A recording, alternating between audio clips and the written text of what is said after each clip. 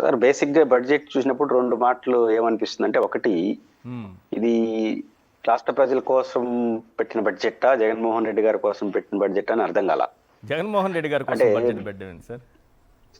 అంటే జగన్మోహన్ రెడ్డి గారు ఏం చేసినాడు, మేమేం చేస్తాం, జగన్మోహన్ రెడ్డి గారు ఇదే కదా బడ్జెట్ అంతా. జగన్నామ స్మరణ తప్పే ఉన్నాయి.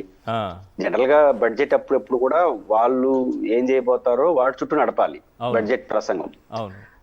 రెండోది, ఈ తెలుగుదేశం పార్టీలో మొదటి నుంచి ఉన్నటువంటి పర్యాయ పదాలు రెండు. ఒకటి విధ్వంసం, పునర్నిర్మాణం. మ్మ్. అంటే ఇంకా 50 ఏళ్ళు పోయినా కూడా పునర్నిర్మాణమే. పునర్నిర్మాణం ఎన్నిసార్లు చేస్తాం?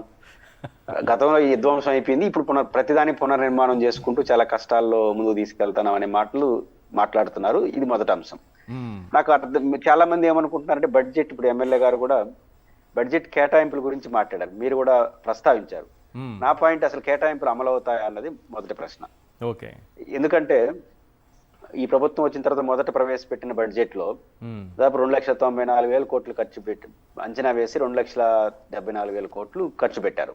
అంటే 20,000 కోట్ల వాళ్ళ అంచనాలు అందుకోలేదు.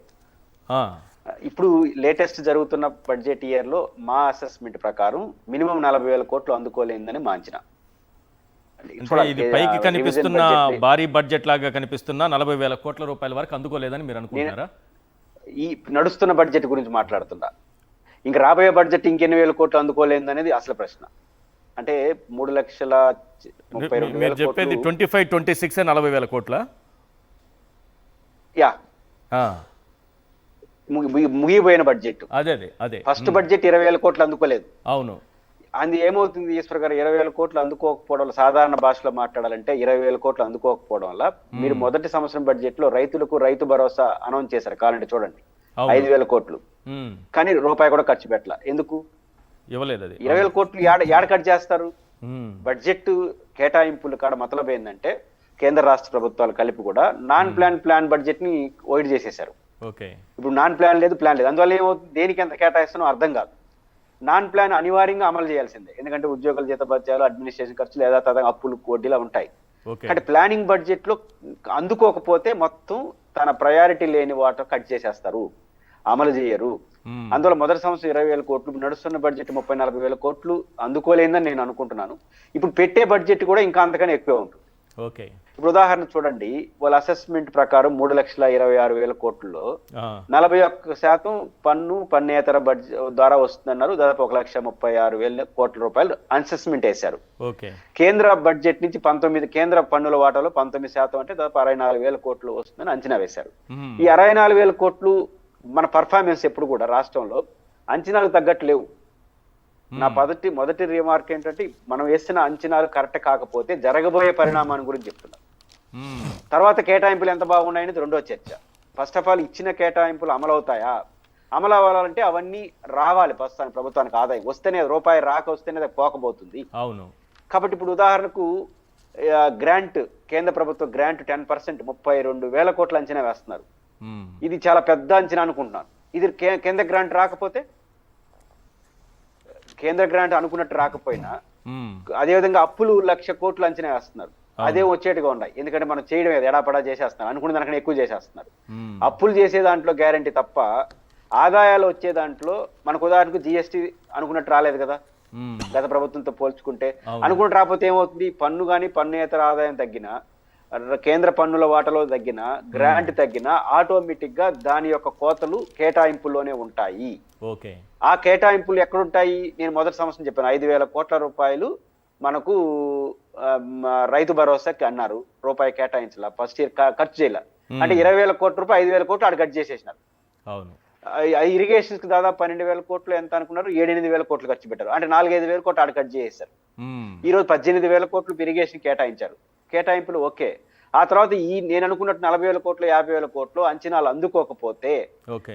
ఆ 50,000 కోట్లు యాడ కట్ చేసేస్తారంటే, ఇప్పుడు కేటాయించిన దాంట్లోనే కట్ చేయాలి తప్ప ఇంకో దాంట్లో సాధ్యం కాదు.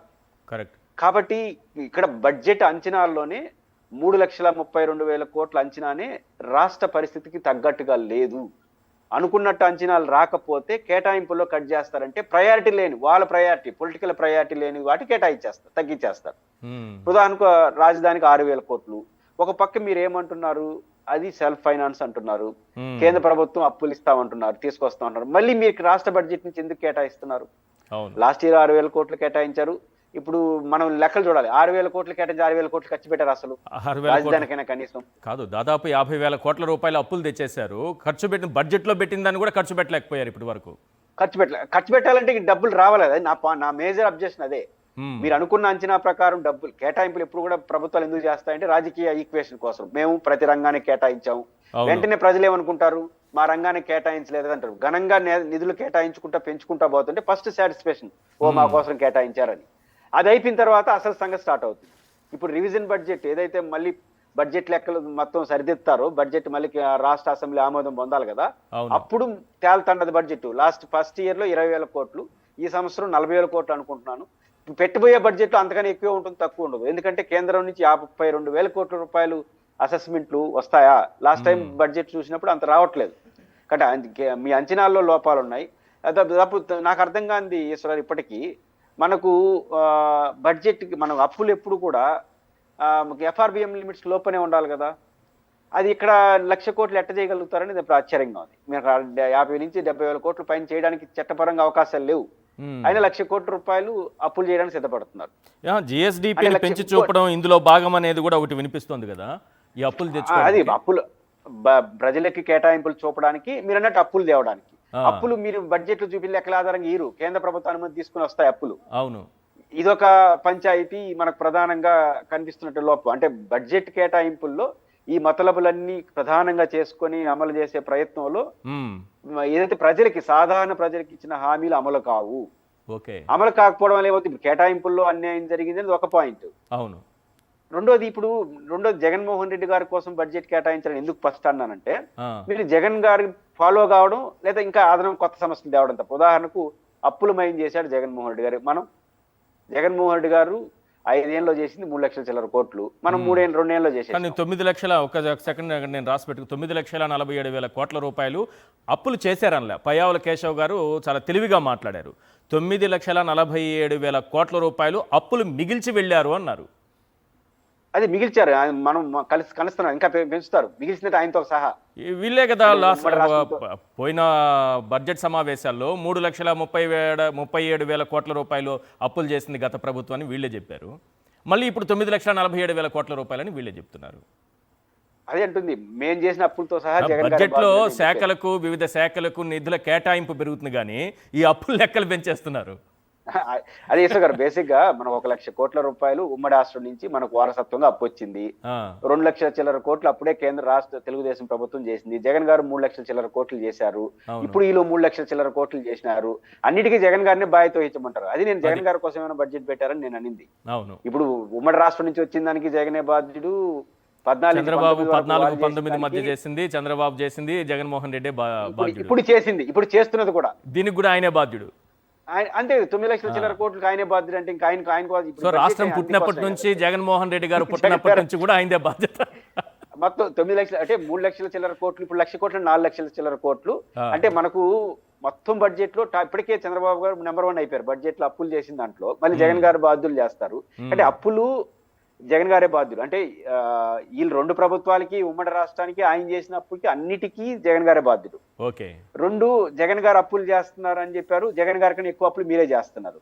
జగన్ గారు సంక్షేమ పథకాలు ఇస్తున్నారు, మేమే ఇస్తా ఉంటున్నారు. మీరు కొత్త ఏందంటే చెప్పింది చేయకపోవడం.